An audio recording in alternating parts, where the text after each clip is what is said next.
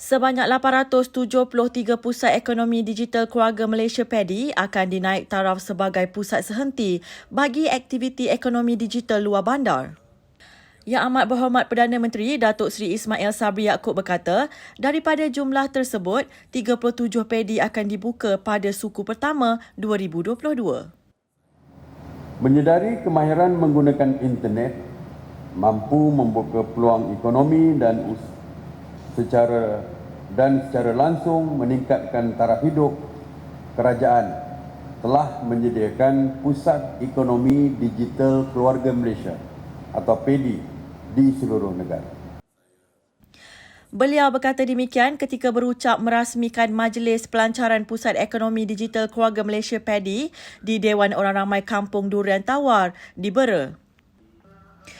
Turut hadir Yang Amat Berhormat Menteri Besar Pahang Datuk Seri Haji Warusdi Wan Ismail, Menteri Komunikasi dan Multimedia Malaysia Yang Berhormat Tan Sri Datuk Seri Panglima Haji Anwar Musa, Pengerusi Suruhanjaya Komunikasi dan Multimedia Malaysia MCMC Yang Berusaha Dr. Fazlullah Suhaimi Abdul Malik dan Barisan Exco Kerajaan Pahang. Menurut beliau, fokus utama PADI ialah melahirkan dan memperkasa usahawan kecil ke arah pendigitalan yang inovatif dan berdaya saing, di mana sektor perusahaan mikro kecil dan sederhana PMKS adalah tonggak kepada ekonomi negara. Pada akhir tahun 2020, bilangan PMKS merangkumi hampir 1.2 juta atau 97.2% daripada jumlah keseluruhan perusahaan.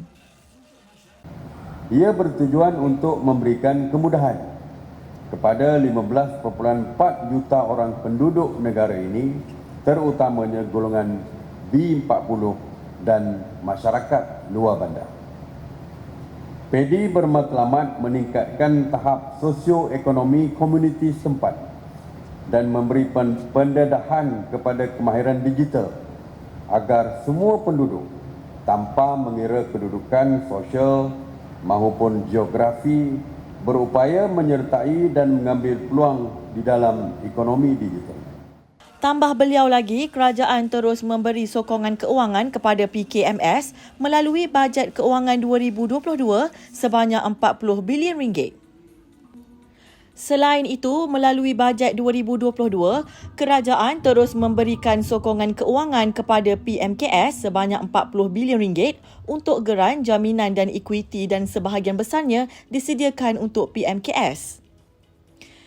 Ini akan menjadi pemangkin kepada pelaksanaan RMK12 di mana PMKS dijangka dapat menyumbang sebanyak 45% kepada keluaran dalam negeri kasar KDNK dan 25% daripada jumlah ekspor pada tahun 2025.